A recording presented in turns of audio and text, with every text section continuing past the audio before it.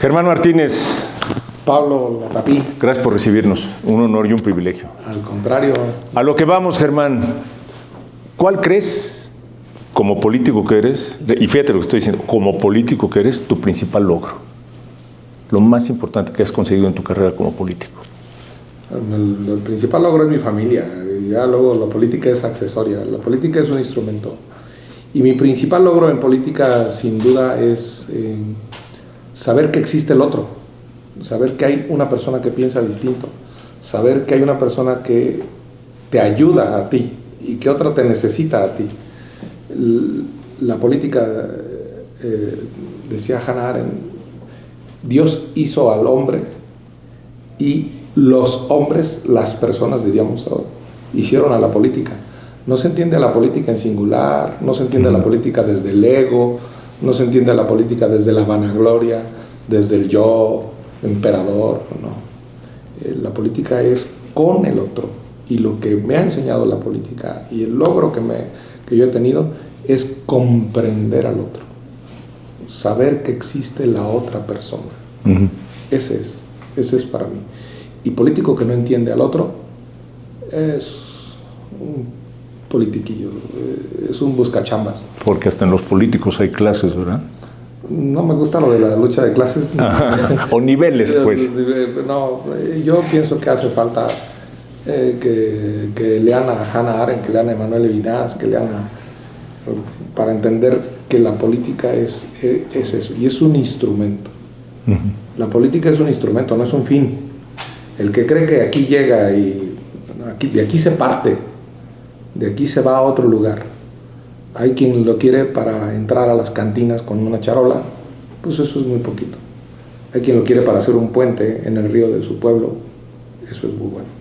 Hay quien lo quiere para darle agua al lago de Pátzcuaro o darle agua a la Ciudad de México. Y hay quien lo quiere para viajar y conocer París. Pues allá hay su poquitería.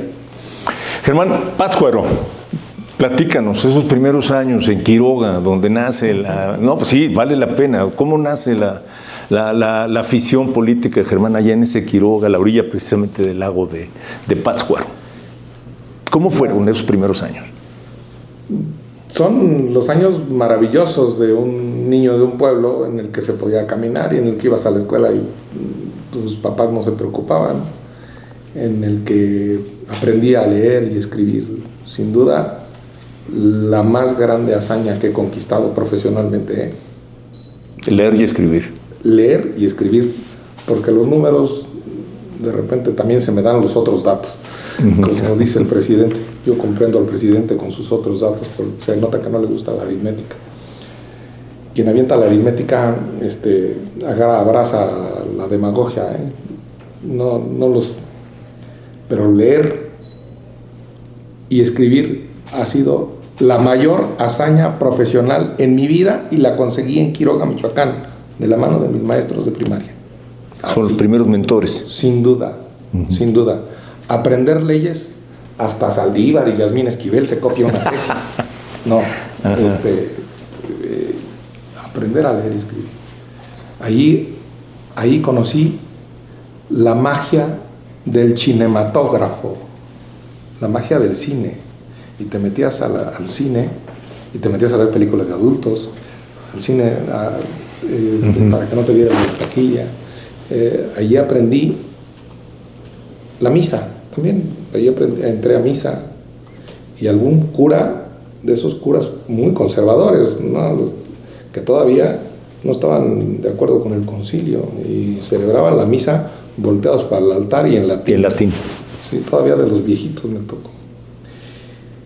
Allí aprendí precisamente que el vecino es el que acude a las bodas, es el que acude a los velorios. El vecino es el que acude a la alegría y a la tristeza. El vecino es el que te da la mano. Ahí aprendí que la vida es con animales, con vacas, con puercos, con gallinas. Ahí aprendí el olor a estiércol de los animales y el olor bellísimo de la cocina de mi madre. Y ahí aprendí la honestidad de mi viejo, ¿no? Trabajar en una tienda de abarrotes. En una tienda de abarrotes. Y en una tienda de abarrotes aprendí el valor del mercado y del libre mercado y de atender al cliente, porque si no, no comías. Y de la competencia con el otro.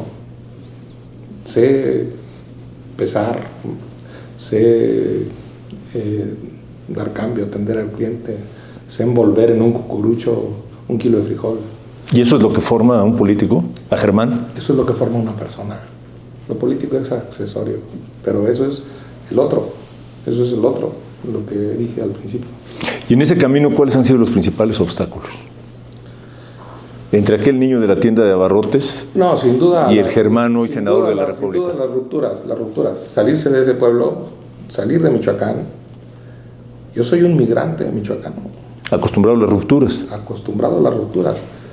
La mayoría de los michoacanos, o si no una buena parte, no están en Michoacán, no estamos en Michoacán. O estamos dentro del país, en otra ciudad, en otro estado, o estamos en California y en Texas y en Estados Unidos, la mayoría de los michoacanos, porque se nos ha expulsado de una tierra donde no hay oportunidades, lo digo así, con toda claridad.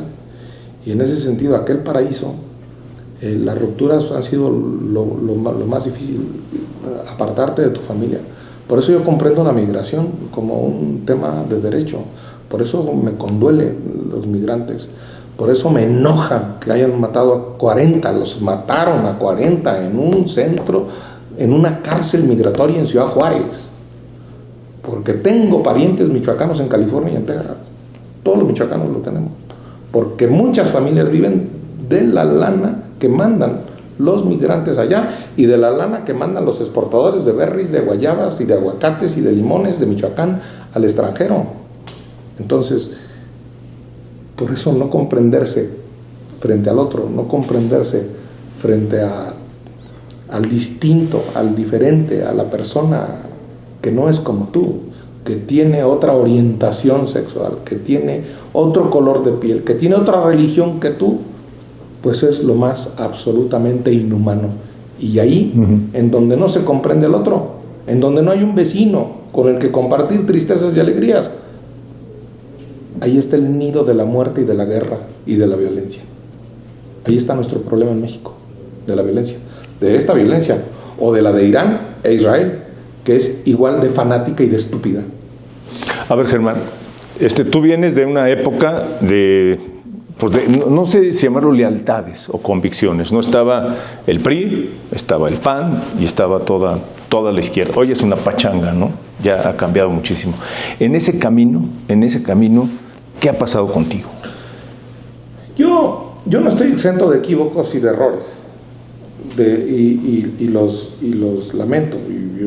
Y yo hago autocrítica frente a mí, frente a mis errores, frente a mis pecados sociales, no. Pero yo sí creo, al mismo tiempo, que el sistema de partidos mexicano y en todo está en crisis. Los partidos son del siglo XIX y ya estamos en el siglo XXI. El partido, hasta el nacionalsocialismo de Hitler, Franco hizo un partido hegemónico en España. Los partidos suelen ser masas que se aglutinan en torno a ideas cerradas y eso evita o hace más compleja la convivencia. Los partidos del siglo XXI y del siglo XXII serán de causas, serán los que rescaten el lago de Pátzcuaro, serán los que busquen una mejor medicina para la diabetes. Ese será un partido, de veras, un partido será de causas, no de intereses. Okay. Los partidos, habrá un partido contra la diabetes, estoy seguro. Habrá un partido que mueva a la gente en torno a la contaminación en la Ciudad de México. Habrá un partido que esté a favor del alfabetismo. Habrá un partido, hay 10% de personas con discapacidad. Habrá un partido que busque y abrace los ajustes razonables universales para personas con discapacidad. Entonces, yo creo que los partidos, eso de marchar y la ideología y un sello, un herraje partidista como se erraba el ganado en mi pueblo, y todos tenemos el mismo herraje y todos marchamos igual y todos uniformados. No, somos absolutamente diferentes e individuales cada uno, y debemos convivir con esa diferencia y con esa diversidad. Lo contrario es discriminación. Los partidos algo tienen de discriminación, discriminan al que no es de ese color. Y ahorita estamos padeciendo un gobierno que solo gobierna con su color y parece gobernar solo para los de su color. Nunca en este sexenio el presidente se ha reunido con la oposición. Nunca es nunca. Nunca ha dialogado con la oposición. Algo hay de problemas aquí. En cualquier régimen parlamentario no se diga, pero presidencialista, el presidente de Francia se reúne con la oposición. Entonces, yo sinceramente no veo cómo se sostenga un sistema de partidos rígido, cerrado, con listas, con rebaños, no, sino yo veo un sistema de partidos abierto, tecnologizado, y que ofrezca experiencias personales. ¿Y dónde queda un político como tú? Pues anunciando esto. ¿Vale la pena? ¿Vale la pena que haya políticos como tú? Vale la pena siempre luchar. Yo no me voy a rendir. Yo, como los buenos toreros, me quiero morir en la plaza. No, yo no me voy a rendir nunca. Soy en ese sentido el coyote que busca atrapar al correcaminos insistentemente. Soy la brega eterna del cumplimiento del deber de Albert Camus. Yo no me rindo frente al terrible cotidiano de cumplir diario con el deber. En algún momento en el PAN, y eso lo aprendí en el PAN, se hablaba de que el PAN era una brega eterna. Y alguien lo entendió como que no queríamos ganar elecciones. No, brega eterna es el cumplimiento del deber que tienes tú, Pablo, hacer tu labor de trabajo periodístico diario. Y el que tiene un carpintero de hacer una mesa, y el que tiene un trabajador, un abogado, un músico, y el que tiene una mujer enfermera, una mujer médica en el Instituto Mexicano del Seguro Social, una maestra. El cumplimiento del deber permanente, diario. Si no se rinde la gente diario, ¿por qué me voy a rendir yo diario de mi labor política? La labor política es permanente, no es un circo. La política no se entra.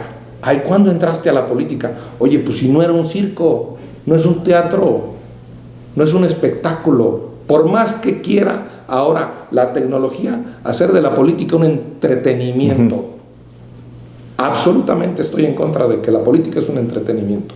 No, muchos damos motivo para hacer de esto un show, pero no, la política es el cumplimiento de un deber con una convicción que se nutre de la realidad, con una convicción que se nutre de una serie de creencias, de preferencias, de orientaciones.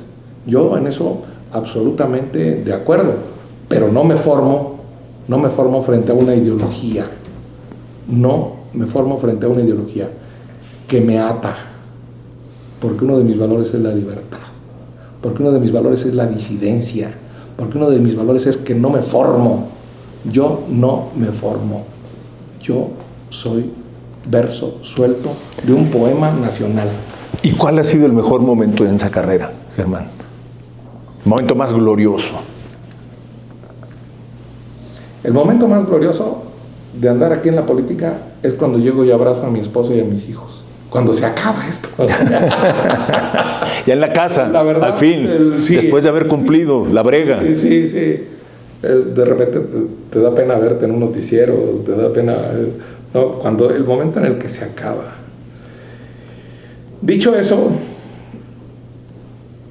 yo creo que hablar y que te escuchen los mexicanos, hablar y que te mienten la madre y otros te aplaudan, eso es lo correcto. Yo no tengo mala entraña frente a nadie. Yo no tengo un odio, no odio a nadie. Y acepto que lo que yo digo a muchos no les parece lo correcto. Ese es el México que yo quiero.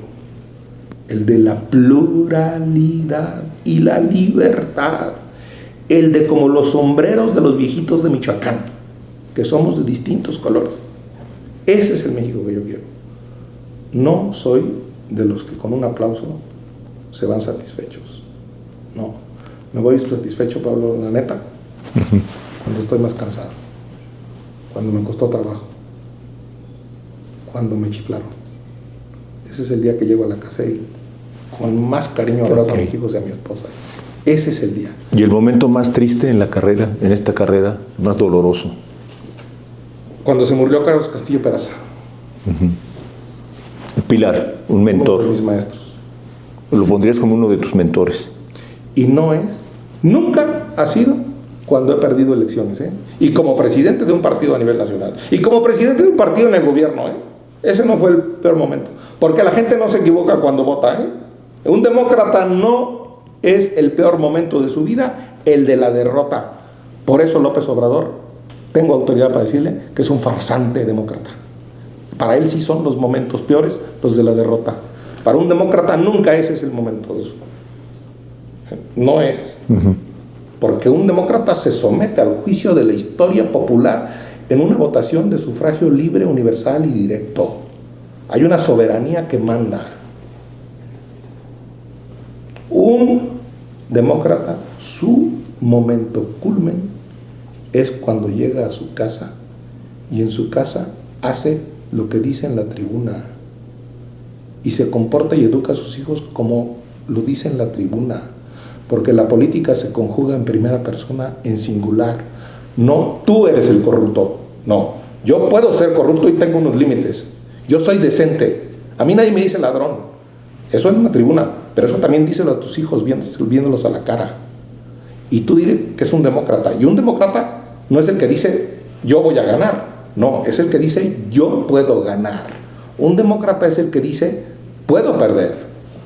Un demócrata no tiene una verdad absoluta, Pablo. Un demócrata en política tiene una verdad probable. Verdad absoluta en las matemáticas, por eso no me gustan tanto. 2 y 2 son 4 y se acabó. Esa es una verdad absoluta. En política, un homicidio es esto y esto y esto y tantos años de prisión. Eso es una verdad probable. Es verdad absoluta hasta que la votamos entre todos. Una verdad probable es que Claudio Xochitl pueda ser presidente de México. Esa es una verdad probable. Una verdad absoluta es cuando el mexicano deposita mayoritariamente su voto y hace presidenta una. Mientras no nos sometamos a verdades probables en política, no nos vamos a violentar. Una verdad absoluta es la guerra, es la violencia. Eso cualquier matón con una pistola tiene la verdad sobre tu vida. Eso es lo que repudio yo. ¿Por qué Carlos Castillo Peraza? Pues porque fue mi maestro. ¿Pero por qué? Porque había muchos Carlos Castillo Peraza. Porque había idioma, porque escribía, porque estudió en Friburgo, porque conoció el tiempo a nivel filosófico, porque estudió letras, porque dio clases en la Universidad de La Salle, donde yo egresé en la Facultad de Filosofía, porque conocía a Marx, porque conocía a Jean-François Proudhon. Estos de izquierda son unos farsantes, no conocen a Jean-François Proudhon, conocen a Cuauhtémoc Blanco. Estos son unos farsantes, no conocen a Rosa de Luxemburgo, conocen a Laida Sansores. Estos son unos farsantes. Esta izquierda de México es una farsante. No conoce a León Trotsky. Rosa de Luxemburgo y León Trotsky, disidentes del caudillismo estalinista. Yo quiero un disidente de izquierda, del caudillismo López Obradorista. No sale ninguno aquí. El primero que se arrodilla a lambisconear es Monreal y todos estos de izquierda. De izquierda deberían aprender de Carlos Marx. La primera lección de Carlos Marx, Pablo, es no ser servil. No ser servil. Esa es la primera lección de Carlos Marx. Y yo distingo entre lealtad y servilismo. ¿Y te ves como un eterno disidente? Sí, que busca permanentemente subir, como en el mito de Sísifo, una piedra a la montaña. Sí, y todos debemos vernos así, hasta encontrar. Es el eterno retorno de Gödel, de Escher y de la música, de las que más me gustan, de Johann Sebastian Bach. Las fugas y los cánones, todo siempre regresando. Esa es la vida. A mí se me murió mi padre. Yo resucito frente a mi padre y mis hijos, y yo resucitaré frente a mis hijos, y así resignificaré mi vida, resignificarla a diario. Ese es el eterno retorno. Aquí la muerte no tiene la última palabra. Oye, las madres buscadoras, andan buscando a sus hijos. ¿Por qué? Porque la muerte no tiene la última palabra. Si no soy disidente yo frente a la muerte y frente al dolor y frente a la injusticia, entonces qué blandengue, no merezco ser persona. ¿Qué sigue, Germán, para ti? Decidir, disentir, está muy fácil. Vivir plenamente. Pues la alegría. Vivir plenamente la vida. Pues la alegría es lo que buscamos a final de cuentas, ¿no? Vivir, disentir y no odiar a nadie. Y decir las cosas por su nombre. Decirlas clarito. Y ya. Finalmente, Germán, ¿cuál es tu visión de país? ¿Para qué? ¿Cuál es el propósito de todo lo que hay y que acompaña a Germán Martínez? Conozco gran parte del mundo y yo creo que tenemos uno de los mejores países del mundo, ¿eh? No por sus riquezas, no por su petróleo, no por su posición geográfica, por su gente. Oye, son héroes los de la Ciudad de México que hacen 2 horas para ir a su trabajo y 2 horas para regresar a su casa. Si eso no es heroísmo cívico, si esa no es una virtud, entonces ¿qué es? A los de Londres les toman 20 minutos ir a su casa en el tren. Eso no es heroísmo. Tienen un tren espectacular en Londres para ir de su casa a su trabajo 20 minutos. De verdad, México merece un mejor futuro, un mejor destino, y aquí hay letras, aquí hay cultura, aquí hay unos pueblos originarios que esos somos, y aquí hay una cultura occidental ilustrada. Me refiero a la ilustración, no porque no sea ilustrada los aztecas de aquí o los purépechas, no, los pueblos originarios somos nosotros, y la cultura occidental, la judeocristiana romana que llegó de Europa, eso nos hace más grandes que los europeos. Somos inmensamente más grandes y no nos lo damos cuenta. Culturalmente me refiero, yo no soy racista ni racial, ni mi argumento no es de raza. Ni revanchista. Repudio eso de Vasconcelos, la raza cósmica. No, mi argumento es cultural, estrictamente cultural. Somos una cultura 1000 veces más grande que la de Estados Unidos. 1000. Tenemos un potencial que no conocemos, que no hemos desarrollado, y que con una beca, con una dádiva, no se construye este país. Eso es una poquitería. Somos una sociedad de conocimiento, somos música, somos arte, somos literatura, somos poesía, independientemente de los recursos naturales. México somos eso, somos el templo mayor de la Ciudad de México, pero al mismo tiempo somos Octavio Paz, pero al mismo tiempo somos Sor Juana Inés de la Cruz, pero somos Lucas Alamán, de la derecha, somos Lucas Alamán, y somos hoy Iñárritu. No nos merecemos más que un destino bueno, en paz, y sin odiar a nadie. Germán, muchísimas gracias. Pablo, que estés muy bien. ¿Te gustó la entrevista? No, espero que te haya gustado. A mí me encantó. Muchas gracias. No, qué bien. Muchas gracias.